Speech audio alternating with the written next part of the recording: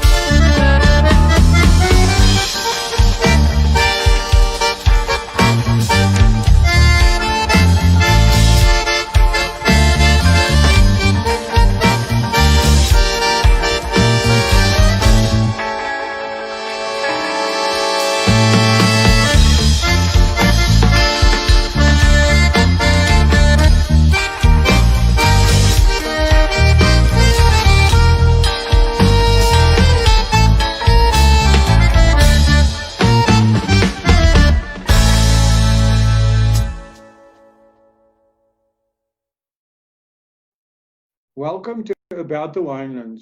In this show, we'll be chatting to leaders, influencers, wine producers, restaurants, wineries businesses, and other role players. Tune in every Wednesday, Friday, and Sunday for our latest episodes. You will find us on YouTube, Facebook, Instagram TV, Google Podcast, Apple Podcast, and Spotify.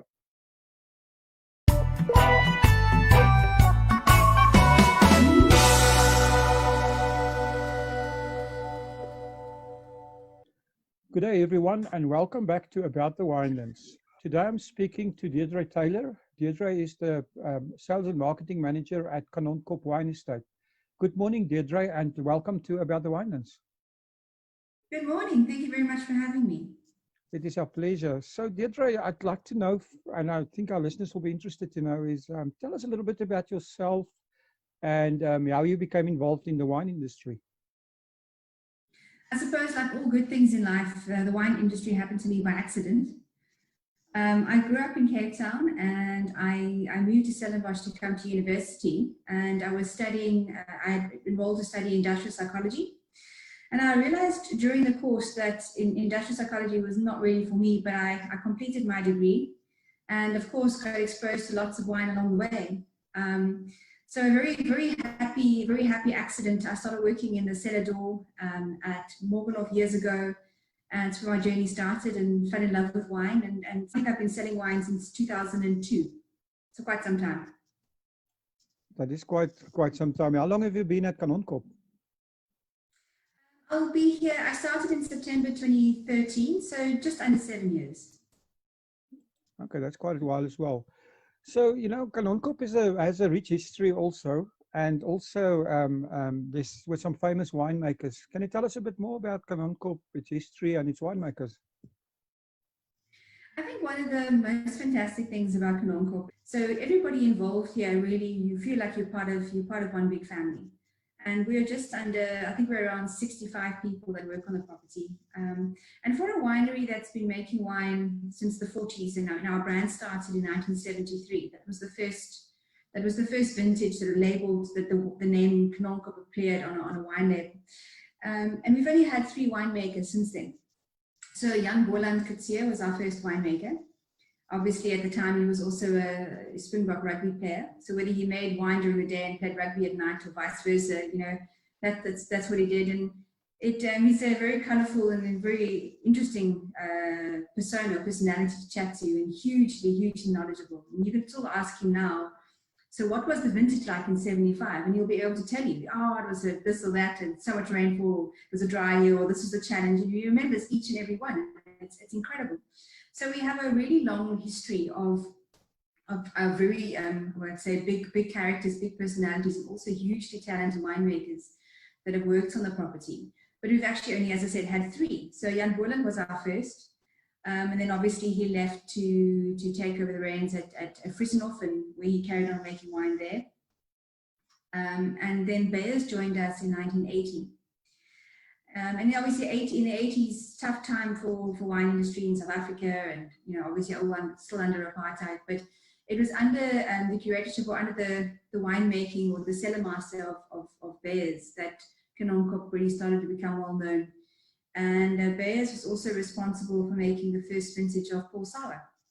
So Paul Sour started in 81, which is our flagship Bordeaux blend, and he was the winemaker to make the very first one. And Beyers, you know, we still see him around on the property quite often. Him and Aubrey are really good friends, and you know, we do joint tastings with them. And often when I travel overseas, you know, we'll do pinotage masterclasses or pinotage events, and Kanonkop and Beyers Cliff would be involved. So he's very much sort of a presence on the property, and we see him often. And also a very personable guy. He's incredibly good storyteller, and he's very engaging, and people can relate to him. So on top of being a great winemaker, he also has a great personality that people love to chat to and enjoy. And Beyers was our winemaker up until 2003, and then Aubrey joined. Aubrey, who's our current winemaker, was actually making wine at Swartland Co-op. And Beyers met him, and he brought Aubrey on as his assistant in 2002. And then Beyers fell ill over harvest, so Aubrey ended up doing the 2003 vintage on his own. And then Beyers later left, and he went over to Beyers Cliff. And Beyers Cliff at the time was a winery and a cellar that the owners of Kanonkop and Beyers owned together. And then later the Kriges sold off their portion. But so Beyers, effectively, he went over to his own winery, which he still has today. And then Aubrey took over as winemaker from 2003, and is our winemaker still today. So for a winery that's been making wines for all these years, only to have 3 winemakers is really significant from a legacy point of view, from a consistency of style point of view, but also from a great understanding of what the property and what the vineyards have to offer. You know, a vineyard, it takes a long time for you to understand what one particular vineyard is going to give you. You know, what a dry looks like versus a wet season, what cover crops work well, and then, you know, which vineyards do you combine best, what barrels to use, what barrels you combine best. So I think Aubrey has an incredible knowledge of the property, and that would be difficult to pass on, and it takes personal experience and working with all of those elements for many years to have a true understanding, and that's part of what makes Kanonkop so successful. And the other thing is that each of those winemakers have made a Kanonkop style of wine. They haven't made their own style, if I could put it that way. So if you taste through 40 years of Kanonkop wines, and you didn't know where one winemaker finished and another started, you'd be hard pressed to find, you know, where one winemaker started and the other one finished, because there's such an incredible consistency and Kanonkopness, consistency of style through all of those wines.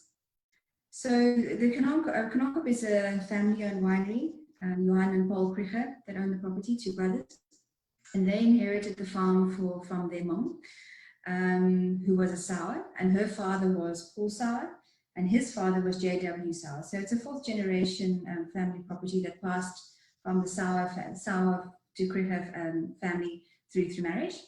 And we've always kept things quite simple. And simple, I don't mean in a lack of complexity way. I just mean that we're really focused. And Johann always stipulates, you know, that his ethos. You know, we talked about being back to the future. So he does what he does well. We do what we do well. We don't try and reinvent the wheel. We don't have restaurants, hotels, you know, big events, big functions. That's not what we're about. We're a winemaking property. We have a great cellar. We focus on red wines, and even more so, we focus on two great varieties, Pinotage and Cabernet. So we like to keep things quite simple and uncomplicated, and focus on what we do well. And I think that's had a very big impact on the business and on the cellar and how we do things. And I think it also puts us a little bit aside from some of the wineries that do a whole host of things. I mean, you could find wineries that do everything from sparkling to port, sweet and dry, white and red, and that becomes difficult and it becomes complicated when trying to bring across a brand message and trying to build a portfolio. So I've always enjoyed Johann's approach in that, is that we do what we do and we do it well and to the best of our ability. And if we do something that we can't do best, we just stop doing it, basically. So in the 80s, we were a complete fruit salad. We grew Sauvignon and Chenin and Pinot Noir, it was decided that we were never going to make the best Sauvignon. We were never going to make the best Pinot Noir. So why try? Stop, focus on what we do well, and build success on it. And I think that gives you some idea of the background and where we've come from. And if you look at our portfolio, we make the most wines now we've ever made. So we have a rosé, which is the only non-red, which is made 100% from Pinotage in the Cadet range. Then we have the Cape blend, which was the original Cadet. It came out as Cadet Dry Red or Druroy, and it was effectively everything not good enough to be part of the top estate wines. And the first vintage we made of the Cape blend was 1985. Then we released the Cadet Pinotage in 2013. And now, last year, we released a Cadet Cabernet Sauvignon for the first time, which is currently exclusive to Woolworths and to our cellar door. And then in the estate wines, we have the estate Pinotage and Cabernet, which were the first two wines we made, both started in 73. The Paul Sauer, as I mentioned, in 81, and then the Black Label Pinotage, which is a single vineyard Pinotage, which we released for the first time in 2006. Wow, that's awesome. What's very interesting is how congruent the wines have been over the years, and which brings me. You touched on it a little bit, but I would like you to say a little bit more about, why do you think this has been so congruent? It has to be in the winemaking philosophy somehow. So how would you actually summarize your winemaking philosophy at Kanonkop? You know what Aubrey always says, and if you chat to Aubrey and Johann, is when Aubrey started here, he was told that if you come to Kanonkop, you make Kanonkop wine. You need to make the wines in the style and that this property brings about. So he followed on from where Bears left off. The vineyards we farm, obviously we look for improvements, but we make wines to age. We make wines in open fermenters. We use the same coopers for our barrels that we've been using since the 70s. I'm not saying we don't try and improve. Of course, Aubrey is consistently looking at how to make things better, how to improve quality. But stylistically, it's the same. We're not trying to reinvent who we are. We know who we are. We're very secure in who we are. And we try to improve and tweak but not to reinvent ourselves. And that's largely part of it. It's that strong philosophy of who and what the property is. Oh, amazing. So, I mean, you mentioned that your main focus is on the wine, and I mean that's what Kanonkop is famous for. But you do have guests coming to the farm. So, what can people experience when they come to Kanonkop? So if you visit us, which at the moment we allow visitors to the cellar door, but unfortunately there's no tastings offered at the moment.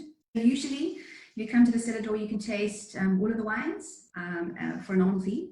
So we don't exclude Pulsar or Black Label from tasting. They are available for tasting. There's an extra price to pay or extra fee to pay for the Black Label, but you can really taste some absolutely world-class wines. And then besides for wine tasting, we have an art gallery. And our art gallery is focused around local artists. Most of them come from the Western Cape, and we've done some really fantastic exhibitions in the gallery. And then if you're wanting, from time to time we host some groups, or we have people that ask us for events. We have a small venue outside that we use for snook braais. And even those snook braais, they're done in the same way as we run everything else in the business. They're done personally. They're done by the family. So if you book a snook braai at Kanonkop, it'll be Paul and Ilse or Johann and Marie that'll be cooking the food, preparing it for you. Ilse will make the soup patat and bake the bread in her kitchen, or Marie will. And you get to experience your evening with them and with wine, which I think is hugely unique. It's not a restaurant, there's no staff, it's just you and them, and a very sort of personalized experience on the farm. Well, that sounds fantastic. So, Deirdre, in terms of your distribution of your wines, I mean, Kanonkop wines are available everywhere in South Africa and also overseas. Is your market breakdown in terms of South African and overseas? Where's your focus? We always try to look at the world as a whole. So, of course, South Africa remains our most important market, and we always will put favor towards South Africa. Even in vintages where supply is small, or the vintage was small, South Africa will get always get a good portion of it.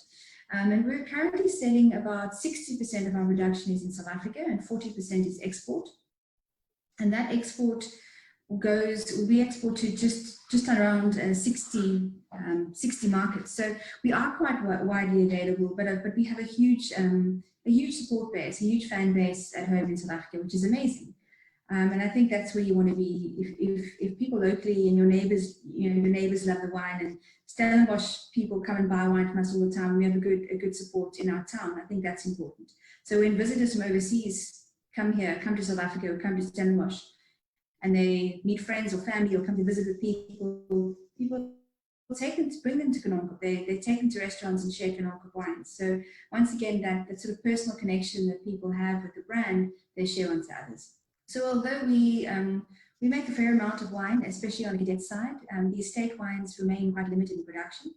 And we try and be as fair as possible when it comes to sharing out those wines. So most of the wines are on allocation. So for companies that we've worked with for a long time, some of our import partners we've been working with for 20, 25 years. And they have a consistent supply, and it's important. You build a partnership with your importers. We have good relationships with them, and we're a part of their business and they're a part of ours. We won't be successful without them, and vice versa. And I think we have that understanding and that support. It's incredible. Oh, that's interesting. So, in terms of a place like Kanonkop staying relevant in a changing market, there's all kinds of new trends evolving. People are starting to eat less meat, and there's a whole bunch of vegans out there in the world. Do Kanonkop follow any trends, or are you looking at millennials as a new market, or do you just carry on with increasing the quality of your wines and that is reflected in your marketing? On the first point, quality wines made well and of high quality appeal to a large audience of people. So that is first and foremost Aubrey's focus. You always focus on putting the best possible wine you can in the bottle. And of course, we always try and put it in the bottle at the best possible price. We we strive to always over-deliver on quality for the price point. Secondly, consistency. So if if your father bought a bottle of Cadet in 1992 and you buy a bottle of Cadet today, it will still remind you of the same quality red wine that your father remembers, or that he shared with you around a Sunday lunch table. And that consistency is important in times like we have now, where people are when money is short, people are less experimental. They buy what they know. Big brands tend to do better.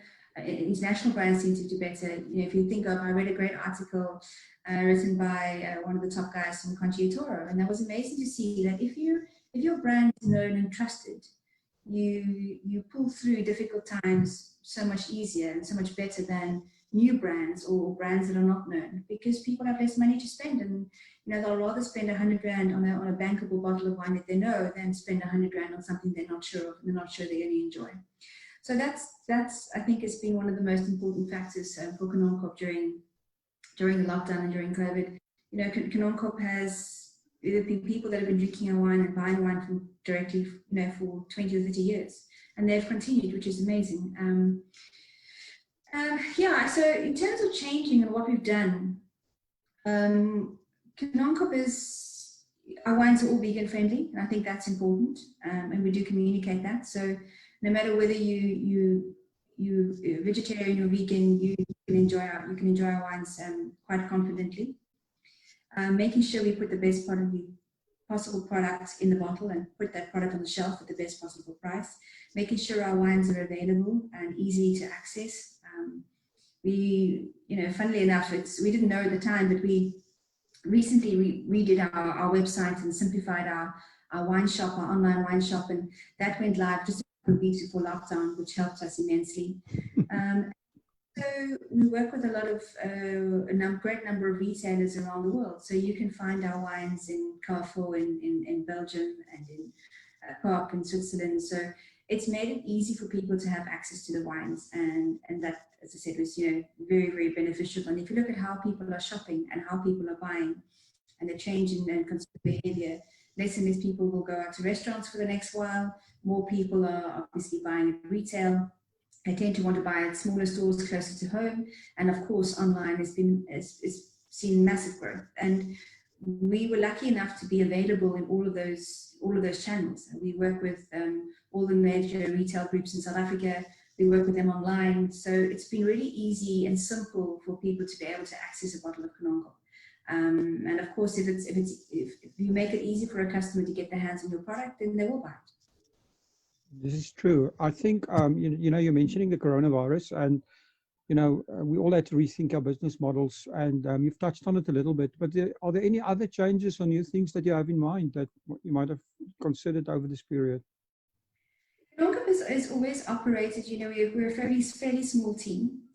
So it's easier to make changes when you need to. There's no big corporate structure. There's no, not a lot of, we're a very flat structure. We have sort of two or three levels. So it's easy for us to sit around or to be on a team, a Microsoft Teams call or a Zoom call between us, and make decisions and make changes of what we need to adjust to what people are asking for.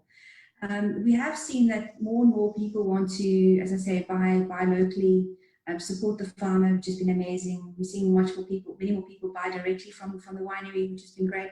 So the changes we've had to make is, for myself even, that I usually work with the trade. I have very little to do with private customers. A colleague of mine, Heidi Kritzinger, she manages a private client business.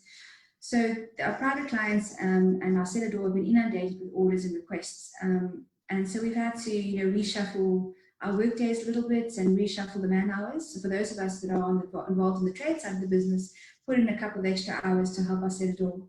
And because we're a small team and we can react and make changes quite quickly, it was easy to do. There was no big, meetings or things that needed to take place. It's guys, the cellar door team needs help, needs support, and we all jump in and get it done.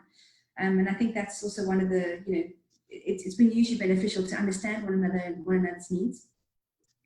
But other than that, our business was already designed in the case that we not terribly, we had good on-trade exposure and a lot of restaurants that bought our wine. But we were mostly, most of the volume of our sales were in the retail sector anyway.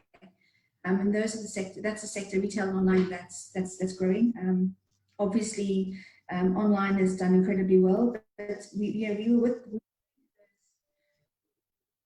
in that channel selling to those customers already. So it's a case of tweaks and making sure that you're available if somebody has a need, responding, listening to what your customers are asking you to do or asking you for, and trying to help where you can, and just stay in touch and stay relevant. Oh, really, really good. I think you mentioned a few things. One of the things was the importance of the local market, and somebody mentioned once to me that South Africa has one big secret, and that most South Africans know as many people outside of the country as inside the country. And I mean, I think this is especially true of your area there of Stellenbosch and surroundings.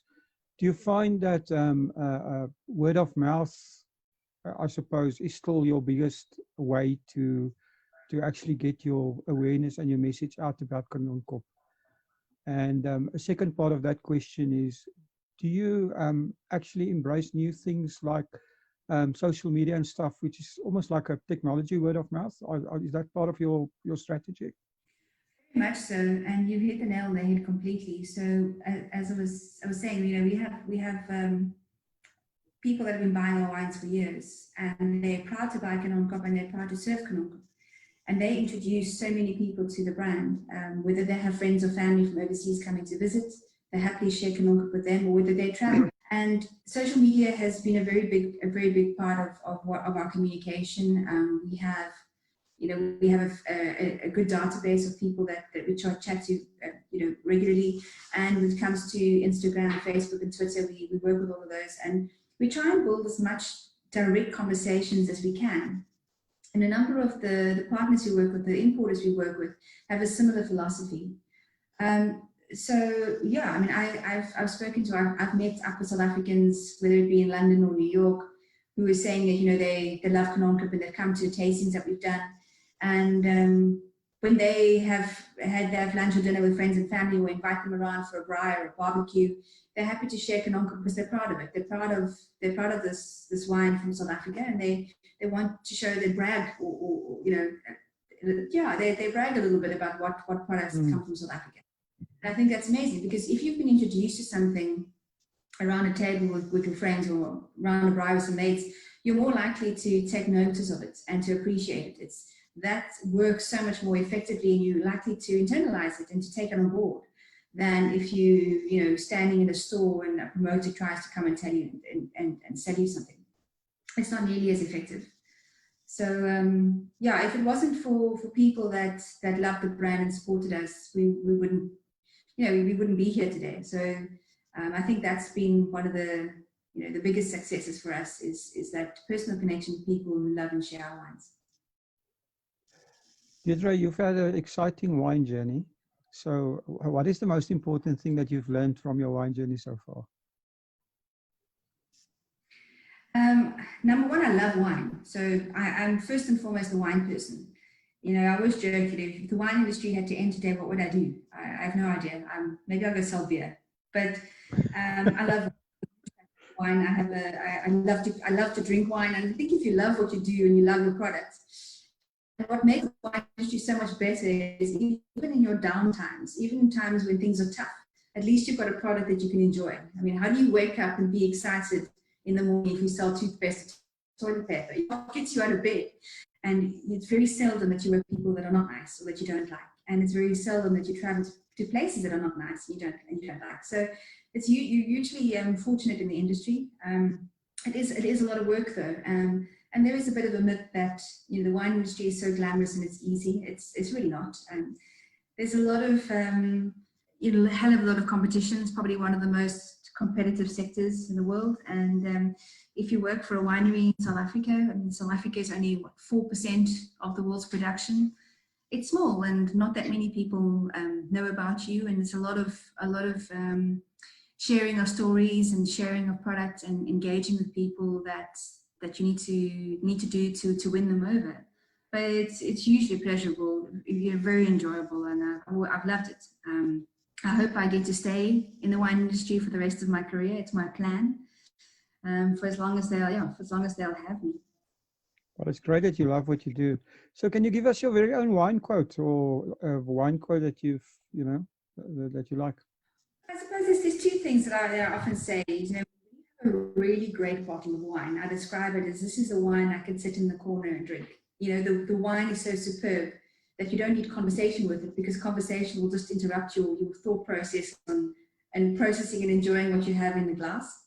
So sometimes you get that really, really special bottle and you think, I just want this for me, I don't want to share it.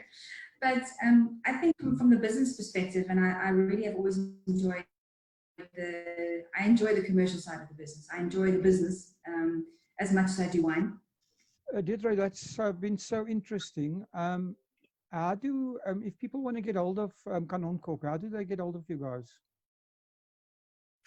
In terms of reaching out to chat to us, or reaching out for some wine? Both. Hopefully to buy wine and chat. Well, of course, Monday to Thursday from 9 until 5, they're welcome to pop into the cellar door. We open, and you can find us then. We're happy to have a chat on some wine, and then also you're able to buy them here. And then our website, kanonkop.co.za, you can read a lot of information about the history, about the winemakers. On the website, we also have vintage reports for each vintage, showing rainfall and temperature trends.